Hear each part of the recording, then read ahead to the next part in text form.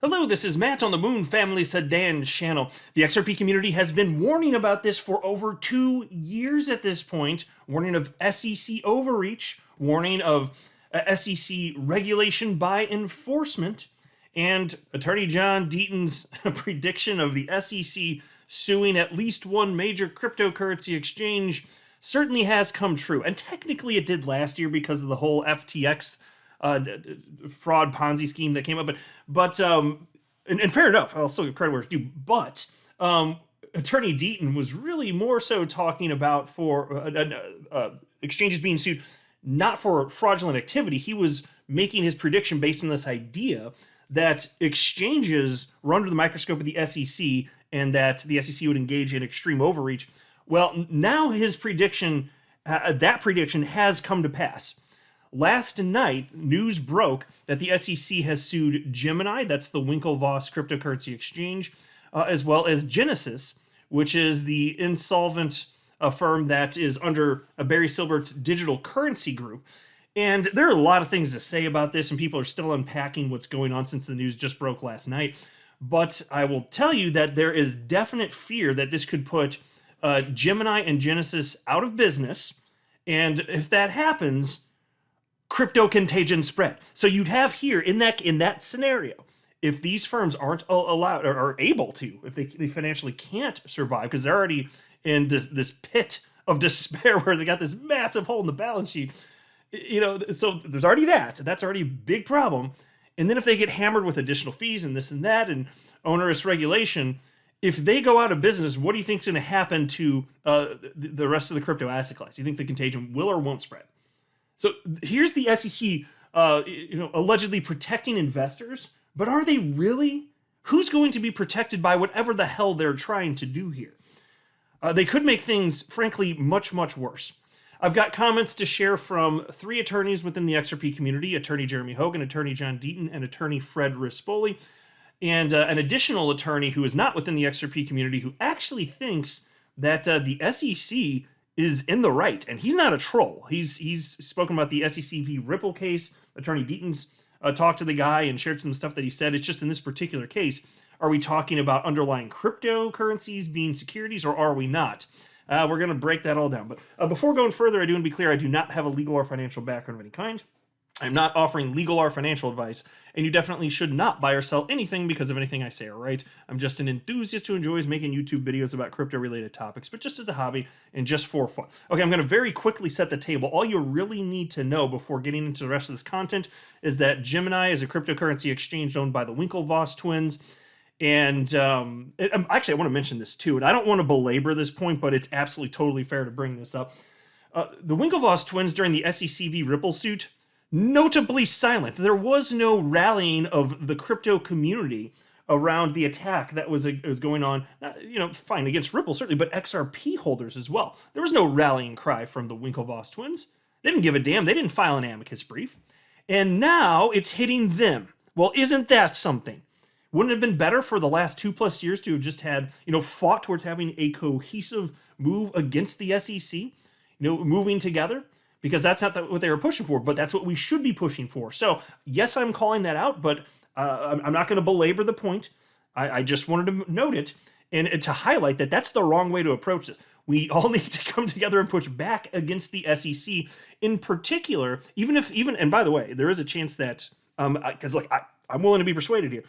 If the way in which the program, Gemini's program, was packaged can be found to legally fit the definition of an investment contract, that's one thing. I have a problem more so if they're attacking crypto assets, and there is something in here to that effect. So what you need to know is that Gemini had what they call their earn program, where you could hand over the keys to your cryptocurrency, and then Gemini would hand over your cryptocurrency to other firms to seek earnings on that, because they'd loan it out too, and you don't necessarily know to who, is my understanding anyway. I don't know to what degree there's transparency, but setting that aside, point being, it was a ton, or if not all of it, maybe it was all of it actually, if memory serves, going out to Genesis, which is again part of Barry Silbert's digital currency group, and FTX was intertwined with all of this, and you know that FTX was an outright Ponzi and fraud at this point, and so it's now just gone and there's a giant black hole in the balance sheet. And Gemini, as a result, back in November, halted withdrawals because they didn't have a choice, because Genesis couldn't give Gemini customers their own assets back. So you had Gary Gensler tweet out the following in the evening last night. We, SEC, charged Genesis and Gemini for the unregistered offer and sale of crypto asset securities through Gemini Earn. Crypto intermediaries need to comply with our securities laws. This protects investors. It promotes trust in markets. It's not optional. It's the law. Okay, Kim Jong-Gensler. Well, there's a lot of critiques, though. Here is what Representative Tom Emmer had to say in regards to this. And by the way, Tom Emmer has publicly stated that XRP is not a security. He was literally stating that before the SEC even sued Ripple. So here's what Tom Emmer had to say. He retweeted that message from Gary Gensler and said, Gary Gensler is once again late to the game, protecting no one. Quite clear that his political regulation through enforcement strategy hurts everyday Americans. Gary Gensler, when can we expect proactive guidance instead of leaving the industry to interpret the rules of the road through your after-the-fact enforcement actions? Good question. Because look, again, though, like I've been saying this forever, Gary Gensler's goal here is to do good things for Gary Gensler. It is not to protect the everyday investor, as evidenced by the way that he's approaching everything he's doing. Suing Kim Kardashian for the, so he could get the media hits that he wanted. You know, what about everything? Where he literally was meeting with Sam Bankman-Fried. Actual Ponzi scheme fraud right under his nose. Couldn't sniff that one out. But he protected us from a Kim Kardashian tweet. This has been par for the course with Gary Gensler. Now you have Fox Business journalist Eleanor Terrett, who tweeted out the following. While lending products have more features of a traditional security, there's still no case law that defines what exactly a digital asset or product is, security, commodity, etc., underscoring yet again the significance of the Ripple lawsuit. Yeah, and so she's right. You'll see in a second as we go through this that the SEC, they are explicitly calling out cryptocurrencies in this. And and the good news is, at least to this point, it's not the thrust of their argument, but it is in there. And as things go forward, they can amend the initial lawsuit to say whatever the hell they want. They can attack individual cryptocurrencies, and they may. So here's what Tyler Winklevoss had to say about this, and then I'm going to get into what attorneys within our community had to say about this. Tyler Winklevoss wrote the following on Twitter. It's disappointing that the SEC chose to file an action today as Gemini and other creditors are working hard together to recover funds. This action does nothing to further our efforts and help Earn users get their assets back. Their behavior is totally counterproductive. As a matter of background, the Earn program was regulated by the NYDFS, and this is the Twitter account, and it stands for, I didn't commit this to memory, so let me just pull up the logo here, New York State Department of Financial Services. That's what he's highlighting. So NYDFS is what's regulated, and then he says, and we've been in discussions with the SEC about the Earn program for more than 17 months. Folks, let me just pause here to ask, does that remind you of anything about the SEC v. Ripple case? How Ripple was able to operate in broad daylight, SEC knew it was going on for better part of a decade before getting sued? Does that concept, I know the timeline's not exactly saying that, doesn't matter. Does that sound like a little bit familiar here? And in this case, wow, talk about retroactively going after him, though. But anyway, Tyler Winklevoss says, they never raised the prospect of any enforcement action until after Genesis paused withdrawals on November 16th. Yeah, so what he's saying here is, had Sam Bankman-Fried and his Ponzi not collapsed when it did, Gemini and Genesis would not be getting sued right now. Tyler continues. Despite these ongoing conversations, the SEC chose to announce their lawsuit to the press before notifying us. Super lame. It's unfortunate that they're optimizing for political points instead of helping us advance the cause of 340,000 Earn users and other creditors. Yeah, exactly, folks. I'm telling you, if this goes really bad for them, then the contagion's definitely spreading. If these firms fall apart, and Genesis is much more consequential than Gemini. Gemini, that'd be bad enough. I don't want them to cease to exist and fall apart and go away. Sure as hell no. But if this happens with Genesis, there's no other firm quite positioned in the way that Genesis is, fulfilling the role that they were, especially on the institutional side of things. If they're gone, whew. And we were already waiting for that other shoe to drop, where they're like, yeah, we're closing our doors, which is always a possibility because they are insolvent at this point. I don't know how you're going to be able to fix that.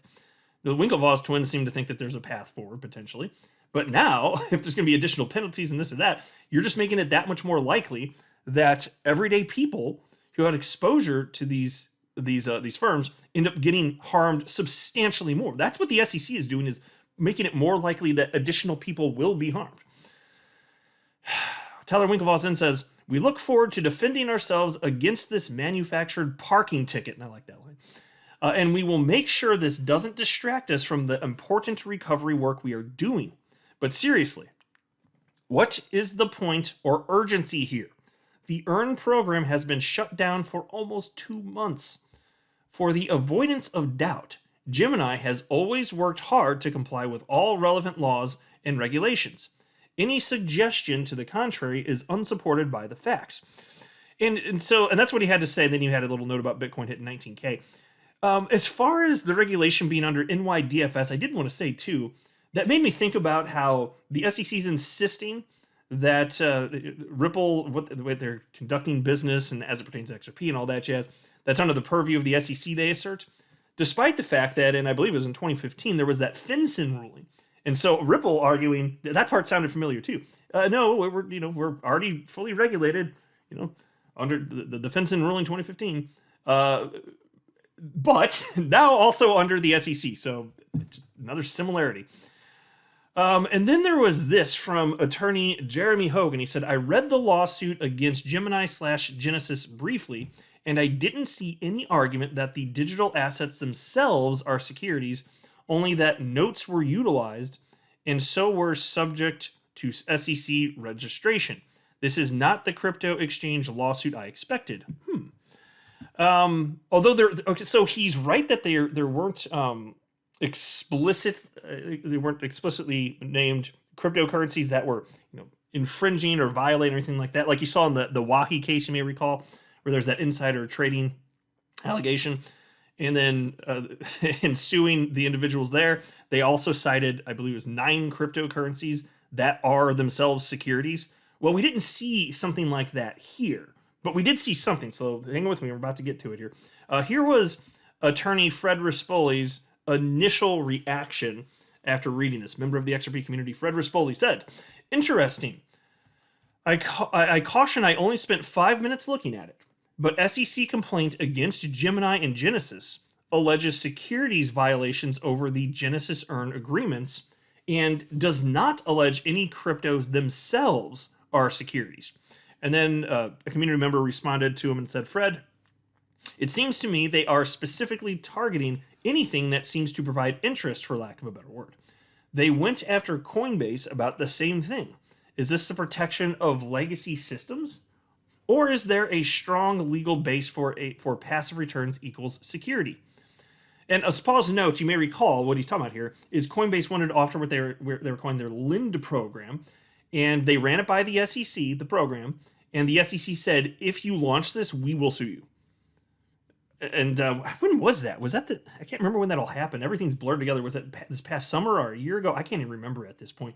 But I remember when that happened. I'm just sitting there thinking, well, and by the way, at that point too, I'm sitting there thinking Coinbase, and ultimately, thankfully, Coinbase did file an amicus brief. But at that point, I don't believe that they had.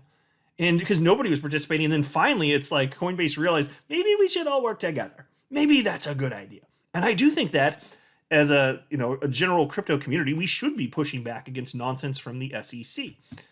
And if there is a case to be made, and it's fair that something was done in terms of the way that the EARN program was put together, the scheme of it, the packaging, I'll be open-minded. Again, this just happened last night, so there's still plenty for me to learn and you to learn, and the attorneys within our community, the XRP community, to learn, and additional analysis. So I'm willing to be persuaded here, but one part, again, where I'm not going to bend at all is this idea that the crypto assets themselves are securities. And that does seem to be exactly what the SEC is arguing. So Attorney Rispoli responded and said, I would say both. My hot take, though, is the way SEC alleges the earn agreements were packaged and sold, it will be easier for it to prove the agreement was a security/investment contract without having to prove underlying asset status.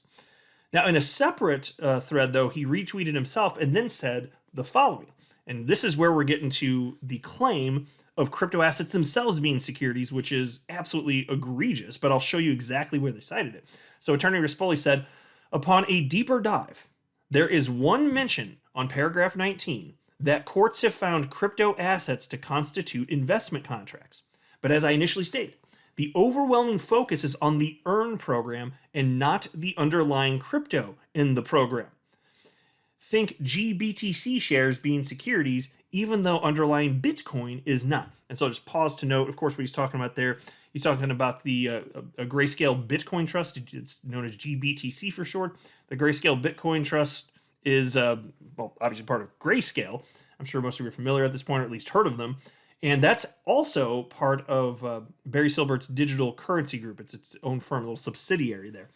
And so what he's saying here is GBT itself is a security, but because you buy into that itself, it's an investment vehicle for accredited investors. But the Bitcoin, which it represents, is not the security. And so that's what he's saying here. And then Attorney Rispoli says, further, as litigation progresses, nothing limits the SEC from amending to more clearly argue certain cryptos are security/investment contracts. We'll have to see how it plays out. And here's what he's talking about in paragraph 19. Here, I'll just highlight this for those of you who care to look at your screen. It reads as follows. This is what the SEC alleges in their lawsuit against Genesis and Gemini. Courts have found that novel or unique investment vehicles constitute investment contracts, including interests in orange groves, animal breeding programs, railroads, mobile phones, and enterprises that exist only on the internet, including crypto assets. Folks, right there. That is dangerous. And like I've been saying, and I'm not the only one, obviously, the SEC believes that the asset itself is the security. They freaking wrote it right here. And they say they're arguing that courts have found that to be the case. Now, courts haven't found the asset itself to be that, but they're alleging it here. It's on your screen. Courts have found that novel or unique investment vehicles constitute investment contracts. And then they cite crypto assets. The crypto assets constitute the investment contract. The assets themselves. It's on your screen. So the SEC can pretend like this isn't what they believe, but this is what they believe. And it couldn't be more clear here. This is the most flagrant evidence of this I've seen. It's written more clearly here than anything that I can recall off the top of my head in the SEC v. Ripple case. And I've read, I believe, every single legal document that has been posted. And if I'm wrong, if there's something that's more flagrant in the SEC v. Ripple case, I'm just not thinking of you tell me, but I don't think there is. They're saying it right there. How offensive is that? It's outside of legal precedent and the law, and they're still asserting it. And it's just a small part of what they assert here. And the thrust does seem to be on the way that they're packaging, Gemini packaged the earn program to consumers. But still, we need to watch for this, and we need to push back against this crap as a crypto community. Even though the Winklevoss twins clearly didn't want to come to help the XRP community, I think that we need to band together anyway and push back against this nonsense garbage. Now you have John Reed Stark, who was formerly working at the SEC. I believe he's an attorney. And yeah, there you go. That's right. Duke University School of Law. So this guy has a bunch of nonsense opinions about crypto. He thinks everything's a security. In fact, he said something within the last week or two I highlighted in a video where he seems to think that even Bitcoin is a security.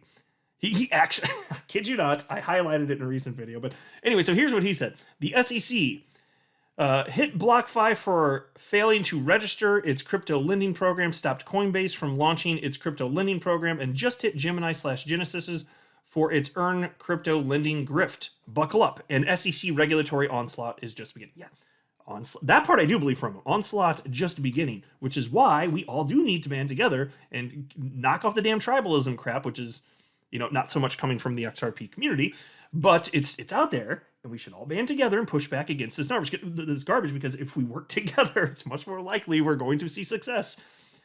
I just wish that, especially the Bitcoin maxi types and all the others out there and the XRP haters have been listening for, a little over 2 years ago. You could have a different environment today. But anyway, Attorney Deaton jumps in and says, John, BlockFi settled for $100 million. What changed? Did it register its crypto lending yield receiving product because the BlockFi continued with it after the settlement? Was it registered with the SEC? Did the market get any further clarity considering the product continued? Was it a tax? I'm not being argumentative. I'm asking serious questions. There's a valued argument that some of these yield products fall under the purview of the SEC. There should have been some clarity, however, after the BlockFi settlement since the product continued.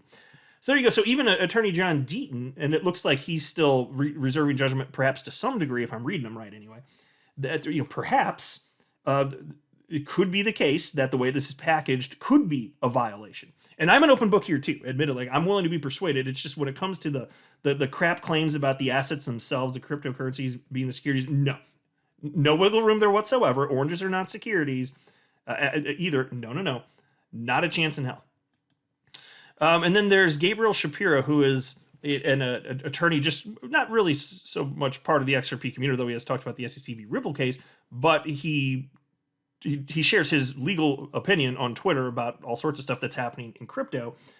And he, although seems to think that the SEC is in the right here, don't think for a moment that he's being some sort of troll. He's just offering his open, honest legal opinion, and respectful adults can respectfully disagree, basically. So whether you think he's right or wrong, that's fine. He's just sharing his opinion here. And even Attorney John Deaton seems to think that there may be some validity, perhaps, to what they're saying. So I don't want to put words in Deaton's mouth either. I'm just saying, if I'm reading him right, it looks to me like perhaps that could be the case. But maybe he'll come out and say something to the contrary. So I'm just trying to provide full context here and without cramming words into people's mouths. That's the last thing I want to do. But Gabriel Shapiro says, I've said it throughout, 100% of these earn type programs are debt securities. They are fully trustful and exactly why securities laws exist. It's not even reasonably debatable, in my opinion. I have zero problem with this SEC enforcement action. So that's what Attorney Gabriel Shapiro had to say. Now, Attorney Deaton responded and wrote, if we evaluate this case in a vacuum without considering anything else, only the product being offered and the law, I would be far less critical. BlockFi settled for $100 million over its yield product. What changed? What guidance was provided? Was that a tax? What got registered? And those are all perfectly reasonable questions, of course. Now, somebody named Adrian responded to him and wrote, are you saying you don't think these types of notes are securities? And then somebody else jumped in and said, I guess the name's Oyvind. I can't hardly. It says, I don't think so. He is saying there is no market guidance in the settlement. No one knows what other exchanges must do to comply. This might be so the SEC holds their revenue. No money in exchanges comply before they can collect. And then Adrian jumped back in and said, what they need to do is comply with existing laws. If they're selling a security like this, do it publicly like Ford does with their program or privately like Mercedes-Benz Financial does with theirs. It's not complicated. He's being disingenuous. So Adrian's calling John Deaton disingenuous, and that is not correct. Attorney Deaton is definitely not being disingenuous. And Deaton jumps in and defends himself. He says, I'm not being disingenuous at all. I'm asking serious questions. What did BlockFi do differently after the settlement? Was there a registration? Disclosures? And I think that's perfectly reasonable to ask because, if all this is supposed to protect the consumer, the investor, is it? It's totally reasonable to ask that. I'm not seeing anybody that's extra super duper protected by any of this. And then Gabriel Shapiro jumps back in, attorney, and says, BlockFi was in the process of registering, yeah. Unlike with a lot of pure DeFi/crypto stuff, I do think that's totally appropriate. And the way this has played out shows why these centralized lending interest programs should be SEC registered. So that's where we're at. You all let me know what you think. I pretty well said what my perspective is to this point. Given that this is a newer development, I'm always willing to be persuaded, but in an instance like this, it's easier to persuade me because this is a story that's developing. So if you have a strong stance one way or another, let me know. And I'm at a stage right now where I'll be, since I don't have 100% like strongly formed opinion, I'm willing to be persuaded. For me right now, it's mostly just like SEC is a terrible organization. I don't like the way that they're approaching this, even if they're technically right, and we need to push back against them when they argue crap like cryptocurrencies by the nature of them existing are securities. That's what I'm saying. That's pretty much my stance at this point in a nutshell. What's yours? I'm not a financial advisor. You should not buy or sell anything because of anything I say or write. That would be a very, very, very bad idea. Until next time, to the Moon family sedan.